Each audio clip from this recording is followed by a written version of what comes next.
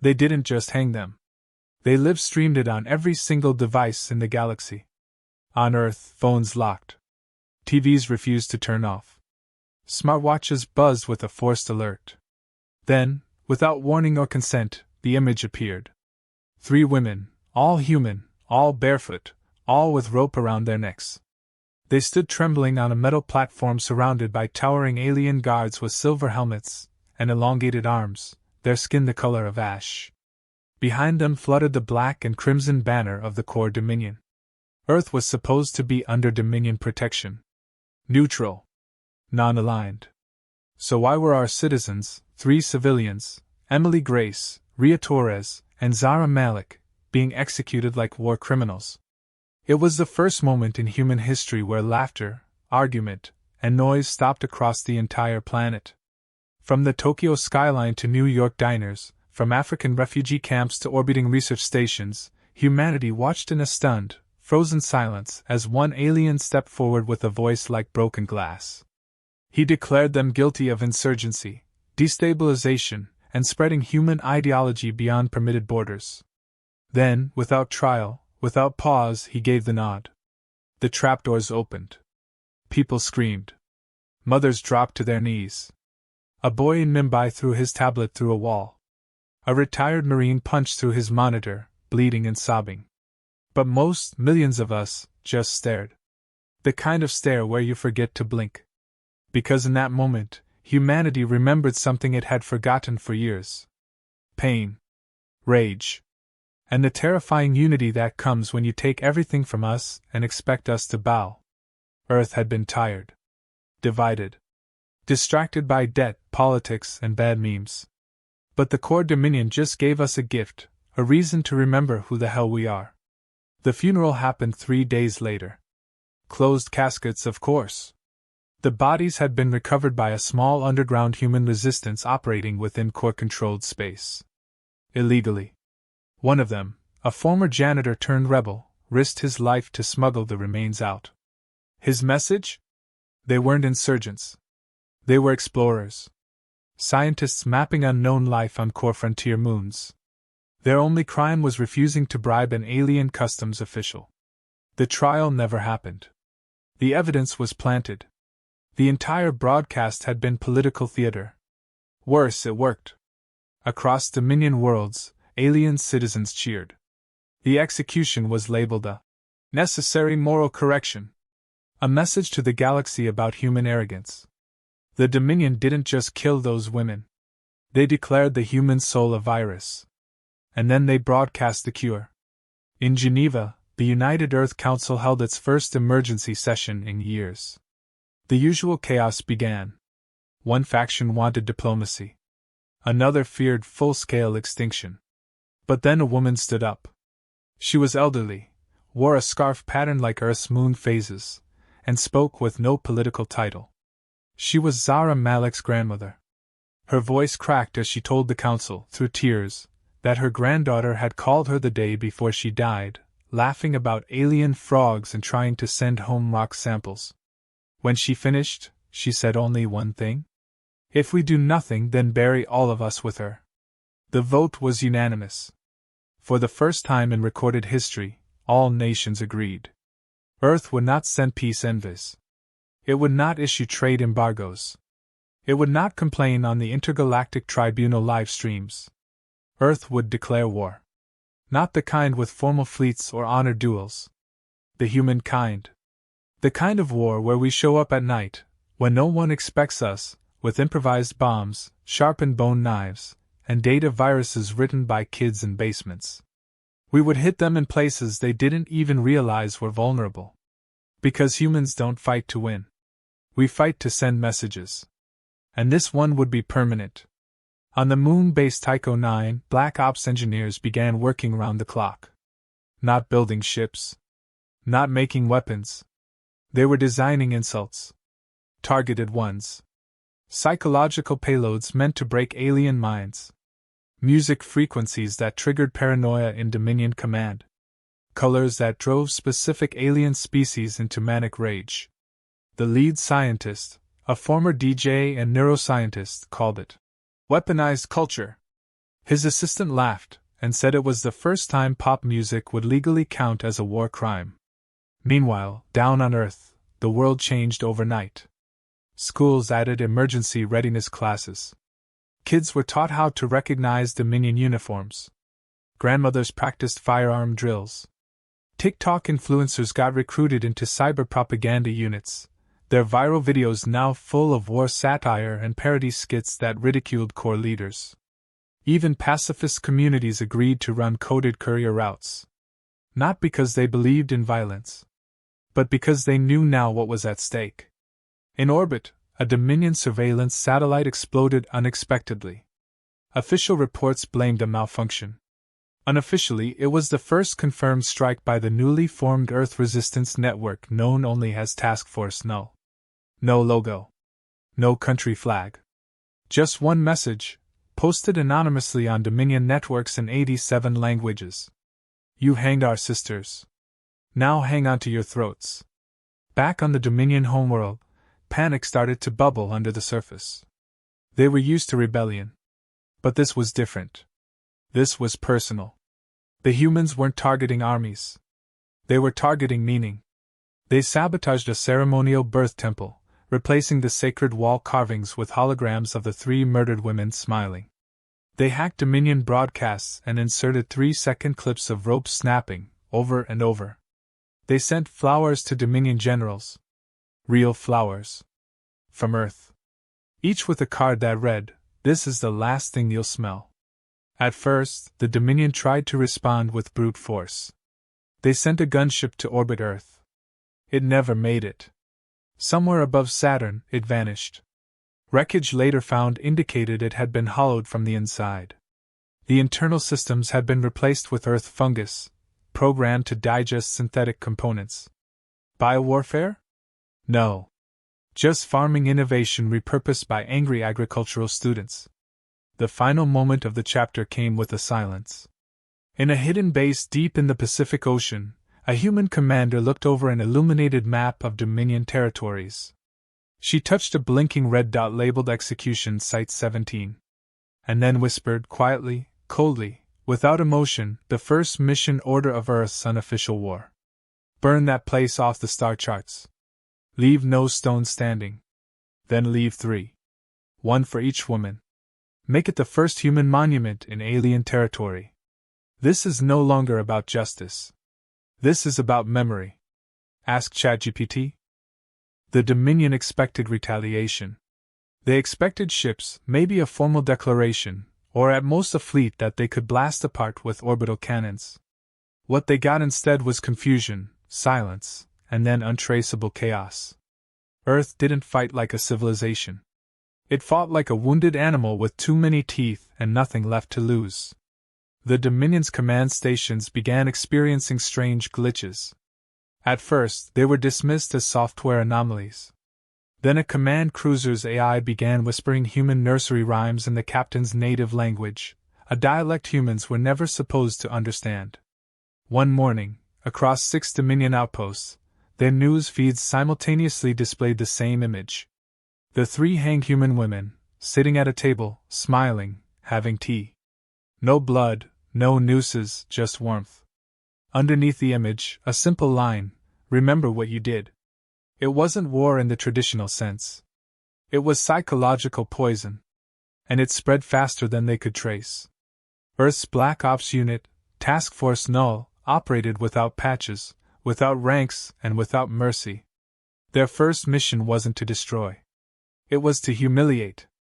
Dominion High Overseer Harlow awoke in his private compound on Yexer Prime to find every mirror in his palace digitally replaced with a reflection of himself wearing a human rope around his neck. It vanished within minutes, but his screams didn't. He ordered an immediate lockdown. Yet, within 2 hours, his personal food replicator printed out a birthday cake shaped like the human gallows. No one had entered. The system had not been breached. Not by code. The Dominion couldn't understand how Earth had corrupted the logic of their machines. But that was the point. Earth was done fighting fair. A new wave of attacks followed. In an abandoned mining moon in Sector 14, A secret Dominion intelligence station was reduced to rubble after a single human arrived carrying only a backpack. The survivors said he never fired a weapon. He simply walked into the main server room, smiled, and asked if anyone believed in ghosts. Then the lights died, and when they came back on, the station's core began melting from within. That same day, Dominion soldiers discovered a mural painted across a canyon wall on the planet Havok. 3 enormous faces, unmistakably human. The women. Beneath them, carved in jagged alien letters, were the words "You gave us martyrs. We give you nightmares." Not every mission ended in destruction. Earth understood symbols. They understood pain and how to sharpen it. A Dominion cultural museum that displayed the nooses used in the execution, proudly encased in crystal, found itself the site of a reverse attack. Human agents replaced the artifacts with exact replicas, but instead of rope, they used strands of braided alien skin. No alarms were triggered. No damage was done. And yet the entire staff quit within 2 days, citing hallucinations and panic attacks. It wasn't sabotage. It was psychological terror. Dominion commanders began refusing to speak human names aloud, as if fearing they summoned something. Among Earth's underground teams, one operative gained notoriety. She went by the call sign Ferret, a former sanitation engineer from Detroit with no military background but a mind like a scalpel. She led Operation Whispers, the hijacking of alien spiritual channels to broadcast false divine visions to entire colonies. Dominion prophets began reporting contradictory orders from their gods. Burn this city. Save this city. The confusion spread until one sect declared the gods had turned human. Civil wars ignited on 3 planets within a week. Ferret's only comment when asked how she did it was that she used their own symbols against them. Then she laughed and said, "All faith needs is timing and static." Meanwhile, Earth wasn't immune to losses. A covert mission to disable a communications array on the asteroid Xenthos failed catastrophically when a booby-trapped ventilation system released a gas engineered to mimic human pheromones, confusing the team's biosensors. 8 operatives died, 3 vanished. The only survivor sent back a voice message containing 6 words. "They're learning. They're scared. Don't stop." That clip became a rallying cry. It was remixed into music, sprayed on walls, even embedded in Earth military rations as a hidden audio file. Every time a human agent heard it, they knew the mission mattered. One of the boldest operations took place on Dominion's Central Broadcast Tower Virex, a massive antenna system used to push Empire propaganda across controlled territories. Earth's plan was simple: don't destroy it. Hijack it. But not with threats or warnings. Instead, they streamed a video. It was crude, clearly homemade. A montage of humans laughing, children playing, old people dancing in retirement homes, awkward teenagers cooking meals and burning them. And then, at the end, a single sentence appeared on screen. "You killed the wrong species." The broadcast lasted only 60 seconds before Dominion systems shut it down. But 60 seconds was enough. Across hundreds of alien sectors, citizens saw the face of their enemy. And it wasn't monstrous. It was ordinary. It was furious. And it was coming. Dominion High Command assembled an emergency council. Lord General Shavik, responsible for the original execution order, proposed planetary lockdowns and stricter public surveillance. Others disagreed, warning that cracking down harder might validate human accusations. Internal arguments leaked online, not by Earth's doing but through Dominion's own mismanagement. As if Earth's rage had infected their structure, causing it to crumble under the weight of its arrogance. One analyst, in a rare moment of clarity, said aloud in the meeting what others feared. "We poked a dying animal and discovered it wasn't dying. It was transforming." In an unmarked base in Antarctica, Earth's War Council gathered around a spherical projection of Dominion space. They didn't cheer. They didn't laugh. They watched the flickering red dots, sabotaged stations, propaganda wins, suicide missions, and knew it wasn't enough. These strikes were messages. But Earth didn't want a conversation. It wanted the kind of silence that follows total collapse. The commander, A woman whose brother had married Zara Malik stood quietly for several seconds, then gave the next order. Execution Site 17. The one where they hanged them. Burn it from orbit. But don't use lasers. Make it loud. Make it ugly. Use their own ships if you can. Let the ashes spell their names. And so it began. Earth wasn't invading. It was infecting. Every drop of blood, every coded message, every twisted ritual the Dominion had once used against its enemies was now being weaponized in reverse. The difference was, humans had learned from centuries of hurting themselves. That pain became power. That power became purpose. And now, that purpose was war. Not for territory. Not even for peace. For memory. Because they didn't just hang 3 women. They reminded Earth what it means to be one people. And now the galaxy would remember too. Or burn trying. Ask ChatGPT. The Dominion had always seen humans as primitive but manageable. Annoying. Loud. Emotionally unstable. But manageable. They didn't expect madness disguised as strategy. They didn't expect laughter in the middle of bloodshed. And most of all, they didn't expect Earth to weaponize humiliation like it was a national sport.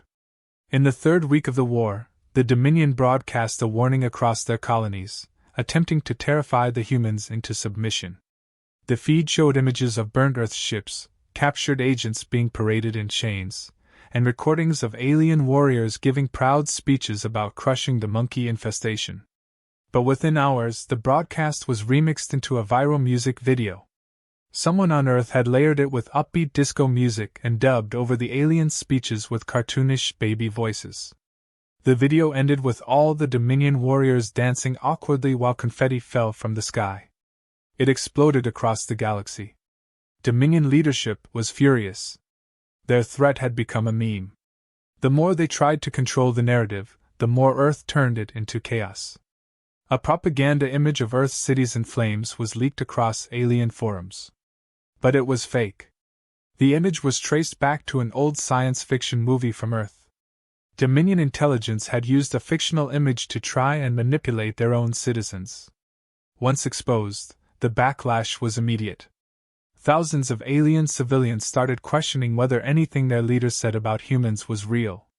Dominion psychologists warned that humanity's unpredictability was not a flaw but a tactic. They called it cultural entropy. An unstoppable breakdown of expected behavior. It wasn't just difficult to counter. It was contagious. On the frozen colony of Velthor 9, a Dominion governor attempted to ban all human media and music. Within 2 days, his own daughter was caught with a smuggled Earth VR headset, laughing hysterically at something called stand-up comedy. The footage leaked. The punchline she was laughing at was simple. An Earth comedian stood on stage and asked, "What do you call a galactic empire that kills women and fears jokes?" The crowd answered in unison, "Extinct."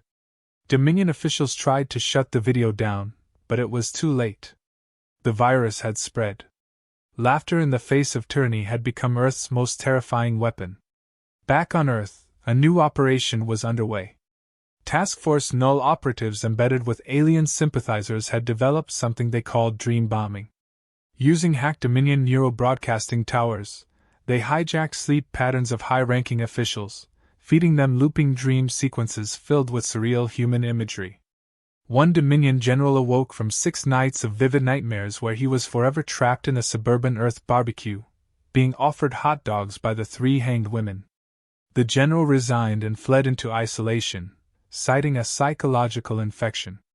Another alien priest began preaching that Earth was not a threat, but a divine trial sent by the gods. He was promptly executed, but not before his sermons spread through hundreds of minor colonies. Then came the infiltration of the Dominion's top think tank, a floating fortress known as the Spyro Archive. It housed centuries of data and hosted the brightest strategic minds in the galaxy. No one ever breached it.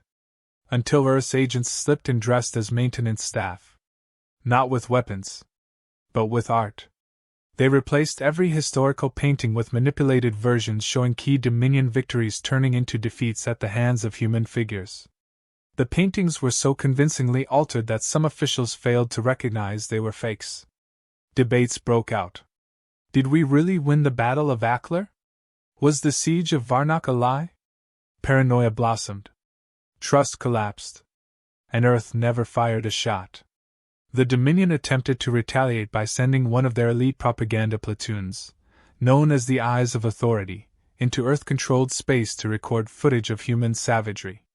They landed on a desolate moon, hoping to catch humans torturing prisoners or desecrating the dead. Instead, they found a single human woman sitting beside a flower garden. She said nothing, just offered them tea. When they tried to threaten her, she calmly pointed behind them. They turned to see every prisoner they expected to film walking freely, eating, talking, even playing music.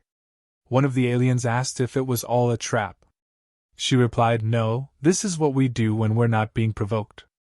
We live. You should try it." The Eyes of Authority left confused and unsettled. The footage was never aired. Dominion leaders knew it would backfire.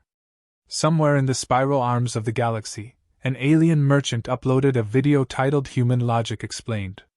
It was a rant about how humans cry during weddings, laugh at funerals, and go to war over love. The final line in the video was not meant to be profound, but it became a rallying cry across Dominion-controlled territories. You cannot defeat something that finds joy in its own pain. The video was banned. The merchant disappeared. But the phrase lived on. Amidst all this chaos, Earth's shadow agents discovered something critical. A Dominion data node buried under an oceanic trench on the planet Dralvas contained secure files detailing experiments conducted on early human prisoners. Not just the 3 women. There were more. Dozens. Maybe hundreds. Some were used for neurological testing. Others were altered, enhanced, and released into wild environments to study adaptability. Most were presumed dead. But one file, heavily corrupted, suggested otherwise. A human operative named Kesri, reported dead 6 years ago, had escaped one of the test sites and vanished into deep space. The file ended with a chilling note. Subject exhibits behavior inconsistent with baseline. Believed to be influencing local populations. Earth had survivors. And at least one of them was still out there. The commander back on Earth, still haunted by the broadcast of the hanging, watched the decrypted footage of Kesri's escape. The woman was bleeding, starving, dragging her left leg as she limped through a jungle of alien plants. But she was alive. And she looked straight into the security drone before flipping it off and laughing. No sound. Just her mouth forming a single word. Home. The commander whispered the name and smiled for the first time in days. Hope wasn't a strategy. But sometimes, hope lit the fuse. That night, Dominion systems glitched again. Every public terminal played a short animation. 3 women walking hand in hand across a starfield. No violence. No message. Just movement and music. It ended with a close-up of one face, Kesri's. Wineged. Alive. Impossible. Dominion officials scrambled to trace the source. They couldn't. Because the message hadn't come from Earth. It had come from somewhere outside mapped space. Somewhere in the black. And now the Dominion wasn't just fighting a planet. It was fighting an idea. A species that turned pain into purpose. That turned execution into anthem. That turned silence into signal. They thought they had hanged humanity. All they had done was give it gravity. Now it was falling toward them, faster than light, laughing all the way. The discovery of Kesri's survival lit a new fire beneath the surface of Earth's resistance. Until now, every operation had been reactive, chaotic, a whirlwind of vengeance and improvisation. But this changed everything. Proof that the Dominion had kept humans alive, hidden, tortured, and experimented on reignited the deepest fury. She wasn't just a survivor. She was evidence. The decrypted files included something else too. Coordinates. A grid location in the outer Dominion frontier, buried beneath a cold storm-ridden moon called Relhak. The data was fragmented, but one message repeated over and over in the corrupted metadata. 22 confirmed. Stasis intact. Retrieval critical. Earth realized Kesri hadn't escaped alone. There were others. Task Force Null immediately began preparing a covert recovery operation. No warships. No battles. Just one stealth unit, 6 operatives, and one objective. Bring them home. The moon was surrounded by Dominion fleets, but the base itself was under civilian classification. Likely a decommissioned medical station, repurposed for illegal trials. It made sense. The Dominion wouldn't risk placing something so damning in an obvious military zone. Instead, they buried it in bureaucracy and storms. The kind of place no one ever checked. The infiltration plan was reckless. The team would hijack a Dominion freight carrier, forge a resupply code, land under the cover of a scheduled maintenance window, and hope the old systems didn't flag anomalies. The operative leading the mission was known as Vance. He had no formal rank, no history in Earth's databases, and no biological signature on record. It was said he had erased himself long ago to live inside enemy systems. Rumor was, he once spent a year posing as an alien priest to sabotage Dominion theology from within. Now, he had only one goal. Open the stasis pods. Extract the humans. Blow the base to dust. The stolen carrier entered Relhuck's orbit unnoticed. The storm cloaked them perfectly. Landing was violent. Winds howled, lightning arced across the sky, and thick red dust battered the hull. But they touched down. The entry codes worked. The Dominion station recognized the ship and opened the gates. Inside, the base was silent. No guards. Just flickering lights, humming walls, and a low mechanical rhythm pulsing beneath the floor. It didn't feel like a prison. It felt like a mausoleum. The operatives split up, searching for the cryochamber.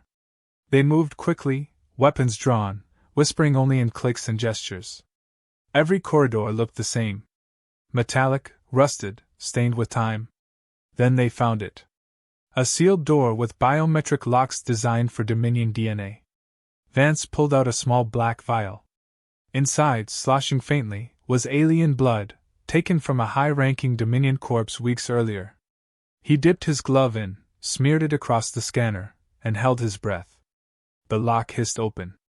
The room inside was cold, dim, and filled with rows of vertical pods. Each one held a human. Naked, floating in blue fluid, eyes closed, motionless. Monitors blinked erratically, many with warnings in Dominion script. Malfunctions. Decay. Time had not been kind. The stasis had kept their bodies alive, but some minds had suffered. One man's pod was cracked, the fluid half evaporated. He was still breathing, but his vitals were chaotic. A woman nearby had strange marks on her skin, symbols carved by someone, perhaps herself, long before being frozen. Vance moved quickly, checking each identifier. 22. The count was right. They had to move fast. Suddenly, the alarms triggered. A low siren, like a heartbeat, echoed through the station. The Dominion had caught on. Maybe the forged signal had degraded. Maybe someone above had noticed a discrepancy in the carrier's logs. It didn't matter. They had minutes. Vance radioed the ship. Prepare for immediate lift. The team began releasing pods, attaching mobile life support rigs, and loading them onto the lift trolley. The stasis fluid splashed across the floor, leaving trails of frost. One by one, they pushed the unconscious bodies toward the exit. Outside, the storm intensified. A Dominion drone patrol appeared in the sky, scanning the landing bay. One operative took position with a long-range disruptor, knocking them out of the air in silence. They made it to the ramp. 17 bodies secured. 5 more to go. That was when the blast came. The east wall erupted in flame. A squad of Dominion enforcers stormed through, armored and shouting in their tongue. The humans returned fire instantly, covering the final retrieval. Vance dragged a pod himself, dodging plasma bursts and hurling a smoke grenade into the chaos. Then something unexpected happened. One of the pods began shaking violently. The man inside woke up. Eyes wide, mouth open in a silent scream. He shattered the glass from within, coughing, trembling, and gasping. The operatives froze, unsure what to do. The man stood, looked around, and said only one word. Kesri. Vance grabbed him by the shoulders and asked, "Where is she?" The man stared at him like he was looking through time. "Not here," he whispered. "She left. A long time ago. She broke the lock. Said she'd find Earth. She's not one of us anymore." The ship engines roared. The last 4 pods were loaded. Vance fired one last shot at the incoming squad, buying just enough time to seal the hatch. The carrier launched, scraping through the upper atmosphere as missiles chased them. But the storms protected them. The lightning swallowed their heat signatures. Within minutes they were gone. The mission was over. They had the survivors. 22 returned. But the woman they came hoping to rescue wasn't there. She had escaped years before. Alone. Without coordinates. Without help. Back on Earth, medics worked to stabilize the rescued. Some woke up screaming. Others stared blankly. One whispered the same phrase over and over. "They tried to make us less. They tried to delete our dreams." But something was different in them. Their eyes. Their speech. These weren't just survivors. They were altered. Changed by their captivity. One of the scientists overseeing recovery remarked that it was like watching humanity rewritten in the dark, and now brought back into the light. Among the recovered files in the base was something even more chilling. A Dominion experiment log labeled Subject K. Not Kesri. Not a person. A concept. A weapon. The text was fragmented, but certain terms stood out. Transhumanoid ascension. Emotional contagion. Cognitive resistance field. It seemed Kesri had become more than human. Not physically. But something had happened. Her ability to resist, to endure, to infect others with her will, had evolved. The last line of the log said she is no longer measurable. She is not a soldier. She is a storm. The War Council gathered in silence. The commander read the report, and then looked out over the ocean from the base window. They had thought this war was about retaliation. Justice. Memory. But now it was something else. Kesri was out there. Free. And if what the Dominion feared was true, she wasn't hiding. She was preparing. Not just to finish what Earth started, but to start something the galaxy had never seen before. A war not just of weapons, but of minds. Of meaning. Of everything the Dominion had tried to erase from humanity. And failed. The Dominion expected Earth to attack with fleets. That was how the galaxy understood war. You bring ships, you make speeches, you fight in orbit, and whoever loses first surrenders to protocol. Earth never cared for that. The official invasion began without a sound. No declaration. No message. Just silence. Dominion outposts started disappearing. One after another. No explosions. No wreckage. Just gone. Black holes where data used to exist. When Dominion Command finally noticed, 10 listening posts had already vanished, their entire staff missing, their memory cores wiped, as if they had never existed. Then came the first visual. On the Dominion's central feed, during a routine agricultural update broadcast, a looped image appeared for 7 seconds. It showed the ruins of Execution Site 17. Flattened. Burned. Every wall crumbled. The gallows turned to ash. In its place stood 3 towering statues carved from the broken bones of Dominion mining machines. 3 women. Heads held high. Arms crossed. Eyes closed. Their names etched across their chests in alien and human languages alike. The message was undeniable. Earth had struck. Not to conquer, but to rewrite. The statues weren't warnings. They were promises. Earth wasn't coming to destroy the Dominion. Earth was coming to bury it beneath its own history. Dominion War Councils scrambled to understand the strategy. Human ships were not engaging in normal dogfights. They would approach silently, mask their heat signatures, and disable Dominion crafts without ever firing a shot. Then they would board, leave behind a single item, a feather, a stone, a child's toy, and vanish. It wasn't war. It was humiliation. One Dominion general was found dead in his quarters with no wounds. Just a single Earth nursery rhyme playing on repeat through the speakers. He had clawed at the walls before his heart gave out. On the edge of the galaxy, Earth's first heavy fleet finally revealed itself. No sleek, polished dreadnoughts. No flashy banners. Just monstrous hunks of jagged steel and magnetized armor. Ships that looked more like floating scrapyards than war machines. But they moved with perfect precision. Their silence made the Dominion uneasy. Even worse, they emitted no visible energy signatures. They had no names, no broadcast codes. Each ship was simply marked with a number and a single symbol. A rope. The rope. The message was clear. The gallows still lived in their minds, and now Earth carried it into space like a flag. The first real assault was on the moon of Ithar. A heavily fortified Dominion weapons depot, guarded by 3 planetary shields and over 2,000 soldiers. Earth sent only one unit. Not a battleship. A cargo freighter, registered as a mining vessel. It passed security, entered orbit, and docked. 30 minutes later, every Dominion soldier on the moon lost connection to their command network. Their weapons locked. Their communication systems died. The base doors began opening and closing at random, lights flashing in coded patterns that spelled out their sins. Then the statues appeared. Not physical ones. Projections. Everywhere. On walls, in rooms, even inside helmet visors. The women, standing in silence, unbroken. Panic spread. Soldiers turned on each other. When Dominion reinforcements arrived, they found the base abandoned. No bodies. Just a message etched in plasma onto the central floor. You gave us gallows. We give you ghosts. Back on Earth, the Resistance watched it all unfold in silence. There was no cheering. No celebration. Only a grim, focused determination. The war was not over. It was only beginning.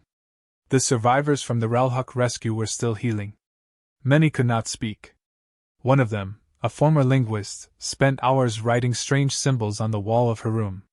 When decoded, they matched an ancient Dominion dialect only used by high priests. The translation was simple.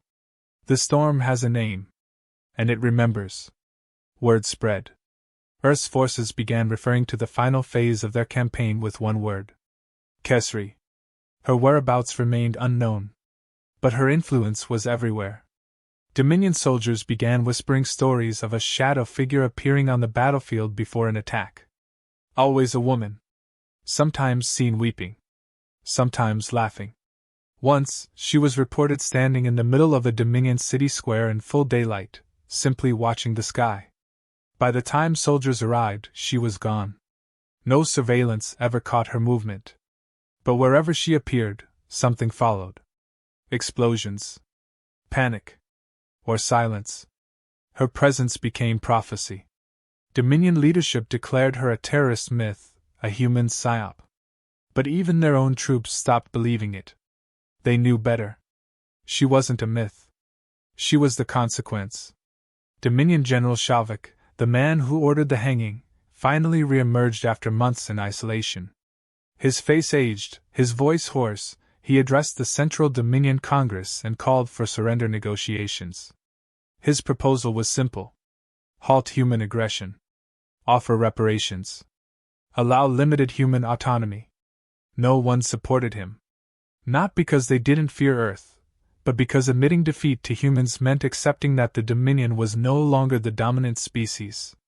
And that was unthinkable. But Earth didn't wait for them to decide. Operation Soundless Thunder began 2 days later.